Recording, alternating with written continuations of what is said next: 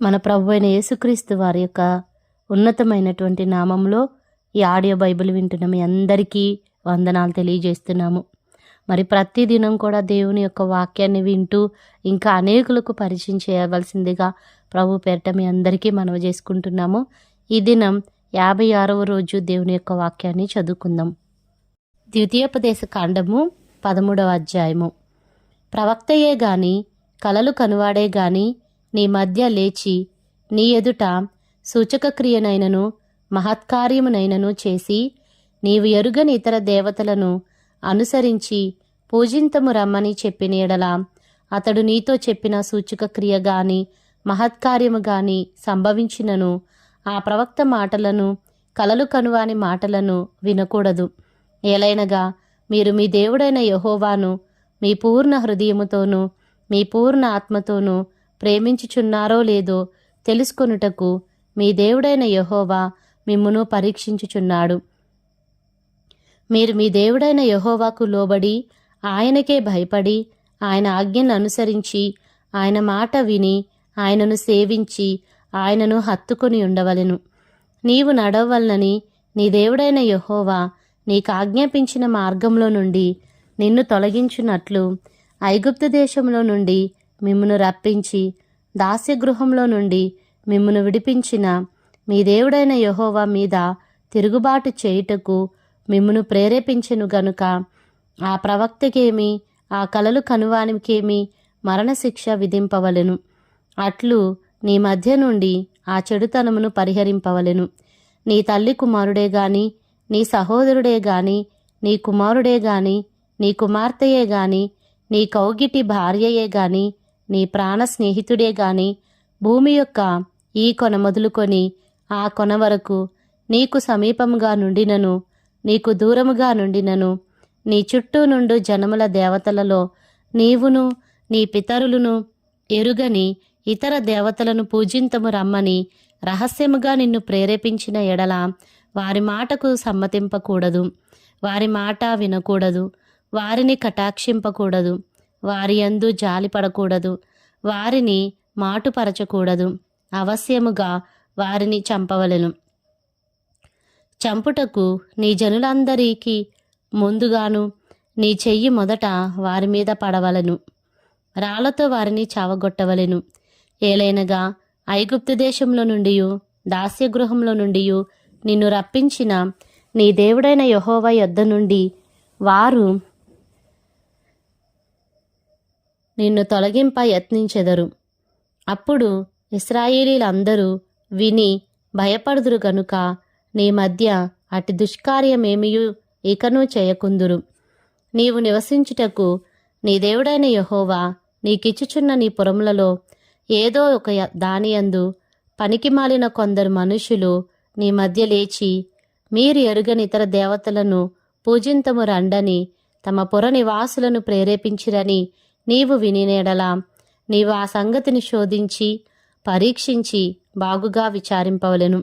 అది నిజమైన ఎడల అనగా అట్టి హేయమైనది నీ మధ్య జరిగిన ఎడల ఆ పుర నివాసులను అవశ్యముగా కత్తివాత సంహరించి దానిలోనున్న సమస్తమును దాని పశువులను కత్తివాత నిర్మూలము చేయవలెను.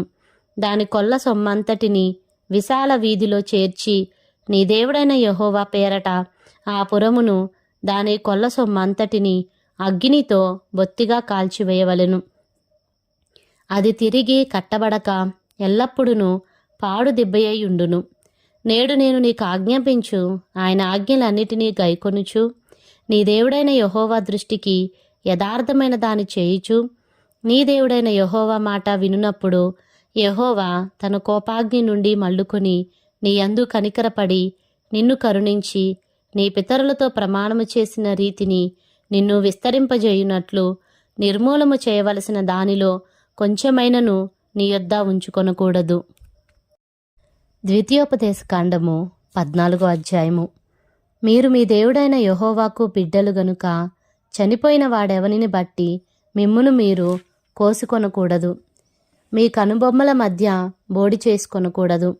ఏలైనగా నీ దేవుడైన యెహోవాకు నీవు ప్రతిష్ఠిత జనము మరియు యెహోవా భూమి మీదనున్న సమస్త జనములలో విశేషముగా తనకు స్వకీయ జనమగునట్లు నిన్ను ఏర్పరచుకొనెను. నీవు హేయమైనదేదియూ తినకూడదు. మీరు తినదగిన జంతువులు ఏవేవనగా ఎద్దు, గొర్రెపిల్ల, మేకపిల్ల, దుప్పి, ఎర్ర చిన్న జింక, దుప్పి, కారుమేక, కారుజింక, లేడి, కొండగొర్రె అనునవే. జంతువులలో 2 డెక్కలు గలదై నెమరువేయు జంతువును తినవచ్చును. నెమరువేయు వాటిలోనిదే కాని 2 డెక్కలు గల వాటిలోనిదే కాని నెమరు వేసి 1 డెక్క గల ఒంటె, కుందేలు, పొట్టి కుందేలు అను వాటిని తినకూడదు. అవి మీకు హేయములు. మరియు పంది 2 డెక్కలు గలదైనను నెమరువేయదు గనుక అది మీకు హేయము. వాటి మాంసము తినకూడదు. వాటి కళేబరములను ముట్టకూడదు. నీట నివసించు వాటి అన్నిటిలో మీరు వేటిని తినవచ్చుననగా రెక్కలు, పొలుసులు గల వాటినన్నిటినీ తినవచ్చును. రెక్కలు, పొలుసులు లేని దానిని మీరు తినకూడదు. అది మీకు హేయము. పవిత్రమైన ప్రతి పక్షిని మీరు తినవచ్చును. మీరు తినరానివి ఏవనగా పక్షిరాజు, పెద్ద బోరువ, క్రౌంచు పక్షి, పిల్లి గద్ద, గద్ద, తెల్లగద్ద, ప్రతి విధమైన కాకి, నిప్పుకోడి, కపిరిగాడు, కోకిల, ప్రతి విధమైన డేగ, పైడికంటె, గుడ్లగూబ, హంస, గూడబాతు, తెల్లబందు, చెరువు కాకి, చీకుబాతు, సారసపక్షి, ప్రతి విధమైన సంకుబుడి కొంగ, కుకుడుగువ్వ, గబ్బిలము అనునవి. ఎగురు ప్రతి పురుగు మీకు హేయము. వాటిని తినకూడదు. పవిత్రమైన ప్రతి పక్షిని తినవచ్చును. చచ్చిన దానిని మీరు తినకూడదు. నీ ఇంటనున్న పరదేశికి దానిని ఇయ్యవచ్చును. వాడు దానిని తినవచ్చును. లేక అన్యునికి దాని అమ్మవచ్చును. ఏలైనగా నీ దేవుడైన యెహోవాకు నీవు ప్రతిష్ఠిత జనము. మేకపిల్లను దాని తల్లిపాలతో వండకూడదు. ప్రతి సంవత్సరమున నీ విత్తనముల పంటలో 10వ భాగమును అవశ్యముగా వేరుపరచవలెను. నీ దినములన్నిటిలో నీ దేవుడైన యెహోవాకు నీవు భయపడ నేర్చుకొనున్నట్లు నీ దేవుడైన యెహోవా తన నామమునకు నివాస స్థానముగా ఏర్పరచుకొను స్థలమున ఆయన సన్నిధిని నీ పంటలో గాని, నీ ద్రాక్ష రసంలో గాని, నీ నూనెలో గాని 10వ వంతును, నీ పశువులలో గాని, గొర్రె మేకలలో గాని తొలిచూలు వాటిని తినవలెను. మార్గము దీర్ఘముగా నున్నందున, అనగా యెహోవా తన నామమునకు నివాసస్థానముగా ఏర్పరచుకొను స్థలము మిక్కిలి దూరముగా నున్నందున నీవు వాటిని మోయలేని ఎడల నీ దేవుడైన యెహోవా నిన్ను ఆశీర్వదించునప్పుడు వాటిని వెండికి మార్చి ఆ వెండిని చేతపట్టుకొని నీ దేవుడైన యెహోవా ఏర్పరచుకొను స్థలము నాకు వెళ్ళి నీవు కోరు దేనికైనను, ఎద్దులకేమి, గొర్రెలకేమి, ద్రాక్షరసమునకేమి, మద్యమునకేమి నీవు కోరు దానికి ఆ వెండినిచ్చి అక్కడ నీ దేవుడైన యెహోవా సన్నిధిని భోజనము చేసి నీవును నీ ఇంటివారును నీ ఇంట నుండి లేవీయులను సంతోషింపవలెను. లేవీయులను విడవకూడదు. నీ మధ్యను వారికి పాలైనను స్వాస్థ్యమైనను లేదు. నీ దేవుడైన యెహోవా నీవు చేయు నీ చేతి పని అంతటిలోనూ నిన్ను ఆశీర్వదించున్నట్లు 3 సంవత్సరములకొకసారి ఆ ఏట నీకు కలిగిన పంటలో 10వ వంతంతయు బయటికి తెచ్చి నీ ఇంట ఉంచవలెను. ద్వితీయోపదేశకాండము 15వ అధ్యాయము. 7వ సంవత్సరాంతమున విడుదల ఇయ్యవలెను. ఆ గడువు రీతి ఏదనగా తన పొరుగువానికి అప్పిచ్చిన ప్రతి అప్పులవాడు దానికి గడువు ఇయ్యవలెను.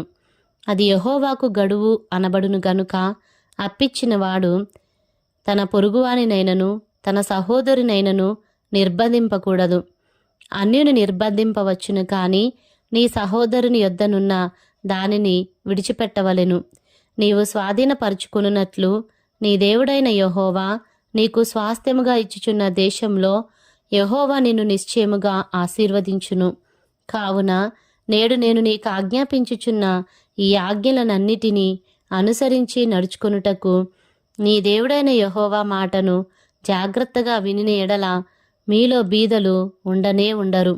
ఏలైనగా నీ దేవుడైన యెహోవా నీతో చెప్పి ఉన్నట్లు నిన్ను ఆశీర్వదించును గనుక నీవు అనేక జనములకు అప్పిచ్చెదవు గాని అప్పు చేయవు, అనేక జనములను ఏలుదువు గాని వారు నిన్ను ఏలరు. నీ దేవుడైన యెహోవా నీకిచ్చుచున్న దేశమందు నీ పురములలో ఎక్కడైనను నీ సహోదరులలో ఒక బీదవాడు ఉండిన ఎడల బీదవాడైన నీ సహోదరుని కరుణింపకుండా నీ హృదయమును కఠినపరచుకొనకూడదు. నీ చెయ్యి ముడుచుకొనక వాని కొరకు అవశ్యముగా చెయ్యి చాచి వాని అక్కర చొప్పున ఆ ఎక్కరకు చాలినంత అవశ్యముగా వానికి అప్పియవలెను. విడుదల సంవత్సరమైన 7వ సంవత్సరము సమీపమైనదని చెడ్డ తలంపు నీ మనస్సులో పుట్టకయుండునట్లు జాగ్రత్త పడుము. బీదవాడైన నీ సహోదరుని ఎడల కటాక్షము చూపక నీవు వానికేమీయూ ఇయ్యకపోయిన ఎడల వాడొకవేళ నిన్ను గూర్చి యెహోవాకు మొరపెట్టును, అది నీకు పాపమగును. నీవు నిశ్చయముగా వానికి ఇయ్యవలెను. వానికిచ్చినందుకు మనస్సులో విచారపడకూడదు. ఇందువలన నీ దేవుడైన యెహోవా నీ కార్యములన్నిటిలోనూ నీవు చేయు ప్రయత్నములన్నిటిలోనూ నిన్ను ఆశీర్వదించును. బీదలు దేశంలో ఉండక మానరు. అందుచేత నేను నీ దేశంలోనున్న నీ సహోదరులకు దీనులకును బీదలకును అవశ్యముగా నీ చెయ్యి చాపవలనని నీకు ఆజ్ఞాపించుచున్నాను. నీ సహోదరులలో హెబ్రీయుడే గాని హెబ్రీయురాలే గాని నీకు అమ్మబడి 6 సంవత్సరములు నీకు దాస్యము చేసిన ఎడల 7వ సంవత్సరమున వాని విడిపించి నీ యొద్ద నుండి పంపివేయవలెను. అయితే వాని విడిపించి నీ యొద్ద నుండి పంపివేయునప్పుడు నీవు వట్టి చేతులతో వాని పంపివేయకూడదు.